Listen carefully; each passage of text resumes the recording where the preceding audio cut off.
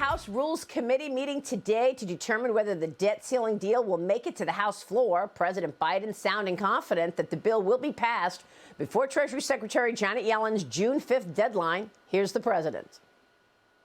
I never say I'm confident what the Congress will do, but I feel very good about it. I've spoken to a number of the members. Yes. There is no reason why it shouldn't get done by the 5th. I'm confident that we'll get a vote in both houses, and we'll see.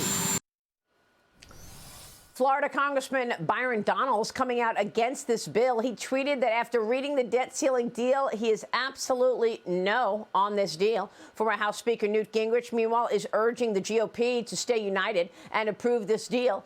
Around this is arguing that this is the first step to move the government back toward conservatism. Joining me right now is Ohio Congressman, member of the House Financial Services Committee and Select Committee on the Economy, Congressman Warren Davidson, back with us. Congressman, good to see you.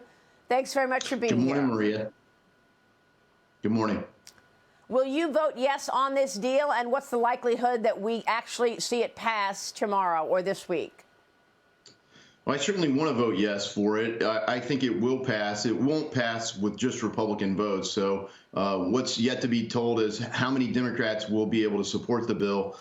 Look, this is the best debt ceiling deal that we've had since I've been in Congress. I've been in since 2016. Came in after Speaker Boehner left.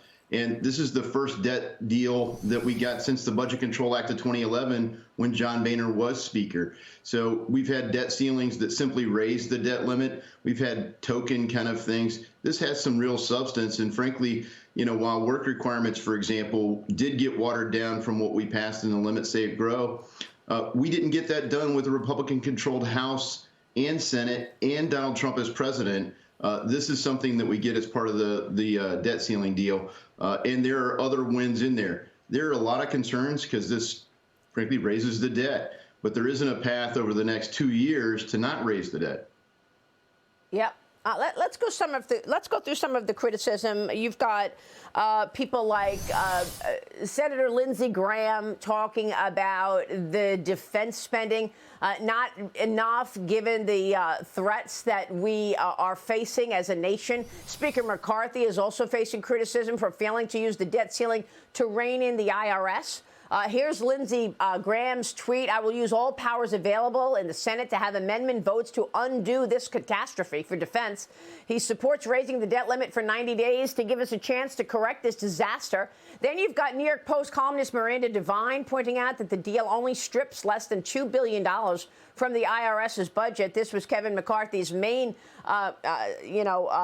priority to ensure that this administration would not hire 87,000 new IRS agents. You've got Congressman Dan Bishop tweeting, so there will be 85,260 more IRS agents rather than 87,000 to eat you alive. Big win. Congressman, what about those criticisms on defense and on the IRS? Well, look, the concern I have, look at Lindsey Graham. He wants even more spending. It's like he either believes that modern monetary theory is going to work, we can just keep printing money, or he's actually rooting for the economy to crash.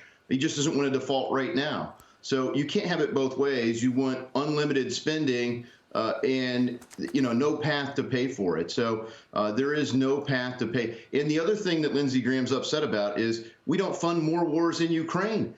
So, look, the reality is this is a compromise between frankly, crazy people that don't believe math is real and people that say, all right, we are going to have to turn in a different direction. It doesn't turn as far as we need to prevent financial disaster, but it does set us up for a position to get policy wins in the path that we're supposed to in the appropriations process.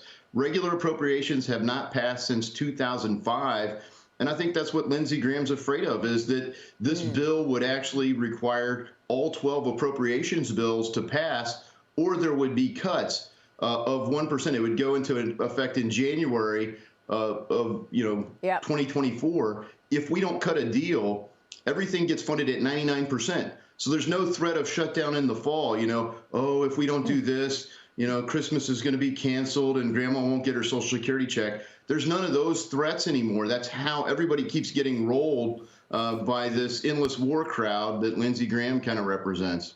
Yeah, you've got to give Speaker McCarthy credit for rallying up as much support as he did to actually get this president and the Democrats to agree to some spending cuts because they were just not moving on this just a month ago. Congressman, we're going to be watching this, and we will get into the permitting part of this as well coming up in the program. Thanks very much for weighing in on all of that. Thank you.